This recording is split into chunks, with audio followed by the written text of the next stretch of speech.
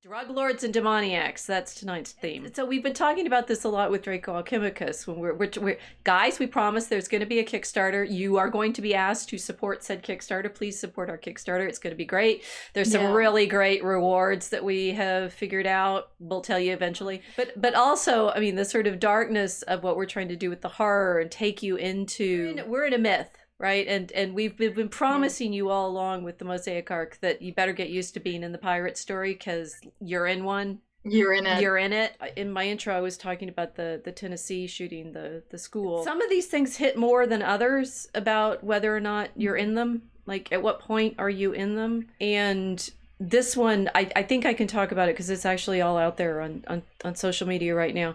So I'm teaching my Tolkien course. And one of the things that I always set up at the beginning of the Tolkien course is, who is Tom Bombadil? It's a story frame problem, and you realize that he's actually framing the story for the hobbits so that you get inside, and he introduces them to the long history of Middle-earth, and there's singing and a water, and so it's sort of baptismal, and it's all very liturgical. I think this year when I'm teaching Tolkien, I realize it's all liturgy, right? Everything is always liturgy, and you're always... with Tolkien, in fact, looking at the altar. It's never anything else. You're always, because he tells Christopher in one of the letters that the Mass is the great drama.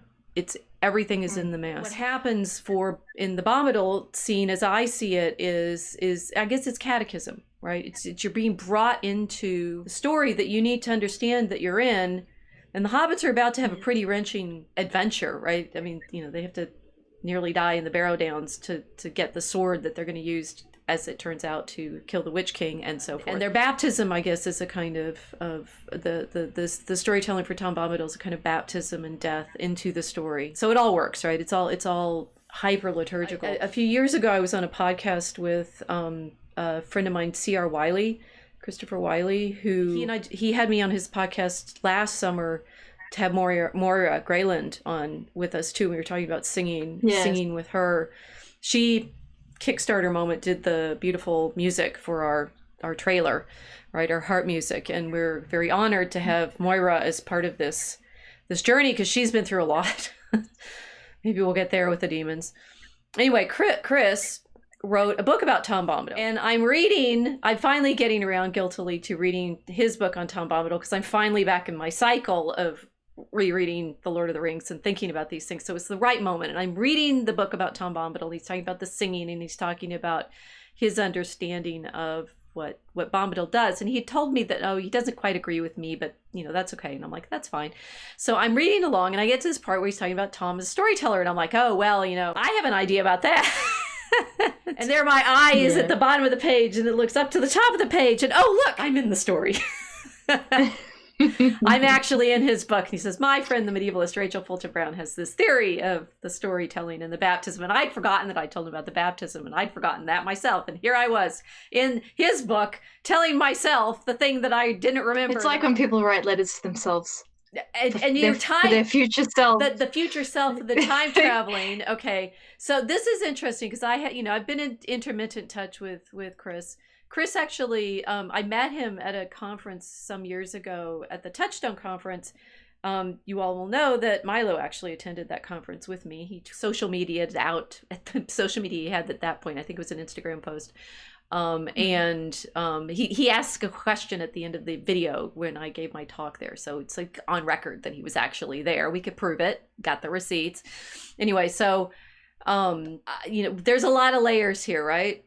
Therefore, it was very hard to see Chris's Facebook the next morning on March 27th. His son teaches at that school where there was the shooting.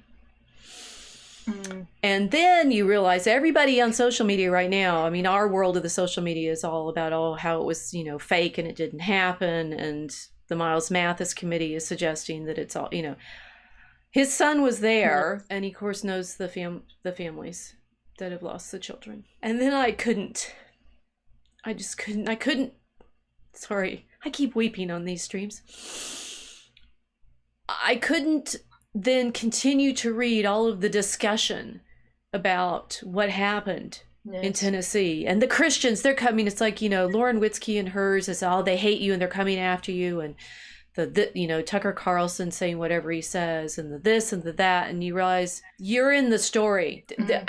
Whatever's fake out there, and whatever the demons are playing with us, and whatever illusions they're casting. Children die every weekend in Chicago from shootings. So then I had to start thinking, as I'm walking through Chicago on my way to campus, as usual, what is this? What story are we in? Brought everybody down far enough now? That's important, because everyone gets into the habit of saying that everything's fake. We're living in a kind of computer-generated experience of reality now, because we're seeing everything through screens. So it's very difficult to see real and imagine things until you know someone like you do who's experienced something like this. It's easy to fall on the, I don't know how you would describe it, kind of primal reactions to things instead of personal ones. Well, I mean, we make stories about them. I mean, Tolkien went through the wars with his friends and lost 2 of them at the Somme, and then he wrote the stories. So we're there, but we're also with the problem. The stories come from somewhere real and horrifying. We're doing this with Draco Alchemicus. The idea is to put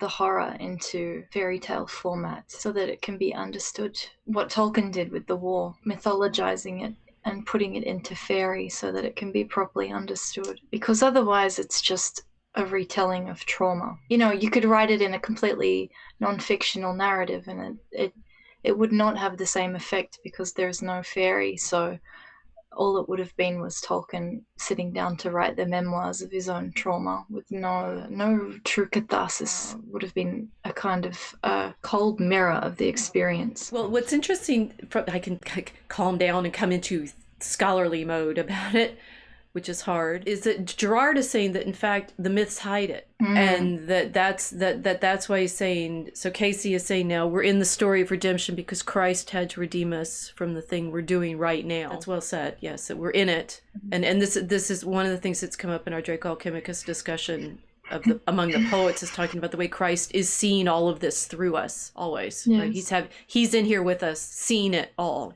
There's we're going to show you some comics that our artist for Draco Alchemicus did from his own series, his Catholic comics, and I read one of them that you really should look at. We'll talk about maybe that the next week, or maybe John Henry Newman's meditation on what Christ saw in Gethsemane, which was all our sins. He wept because he was carrying all of them. What Gerard says with the mythology, and it's interesting that Tolkien had to put it into myth, had to put it into this story that Tom Bombadil has to bring the hobbits into, the horror. Tolkien's actually Christian in his telling, so he shows the horror in the story. Whereas Gerard says in the pagan stories, they disguise it. They disguise what's actually happened. Like Oedipus, right? We've talked about that. How sanitizing right, it. because the true horror, we did it. And that we is very, very definite. We, the collective, the community, the human group did it. And therefore that there's no way out of it except through the cross. And obviously that's one of the things that you and I have prayed into from our own different directions, but that we're trying to help people understand why we see it. Why, it's very easy to say we need the cross, we need Christ, and all, the fact that the shooting that's on everyone's mind in our neck of the internet right now is Christian school saying Christians, you need to. I was reading one of Andrew Iskar's, I think it's Iskar's Gab blog. It's about Christians, you need now to be prepared and stuff like. It's like, one, you should have been all along. Because this is not new in ways we hopefully will unpack this evening, but that it's also the wrong response. It's quite frankly the wrong response. Christian nationalism is not the way to describe what it is we're trying to show you here. I mean, we say nations and ethnicity and culture, and we want the culture of the fullness of the Catholic world, but the sort of military banner use of the cross is, the more we've been talking about it, the more I realize how fundamentally wrong that is. Yeah, well, it's Christianity under the printing press. It's a factory mindset. Because I've talked about this a lot, but like King Freddy and Prussia and the unification of the Prussian states, and then Germany moving into this hyper-nationalistic mode where everybody got brought into the schuls. Their education system was a part of that similar model to the ancient Spartan education system. where they took children for training. I mean, the Athenians did it as well. The idea is, okay, well, what were they were training for wasn't for connection with their creator. It was a statecraft exercise. It's interesting to veer off onto this topic. As a non-American looking at the American situation, you guys have been having school shootings for quite some time. When I was younger, the Columbine High School shooting happened, and we were looking at it from across the pond, and of course the Liberals were arguing about gun control and everything, etc. And then of course Marilyn Manson went through his massive media firewall because they were blaming his music on creating the school shootings, and the whole goth subculture was blamed for the violence. So I guess what I'm saying is that part of the thing that I have seen for a long time is that the schooling environment itself is dehumanizing children to the point where they're getting into a mode of militarism in this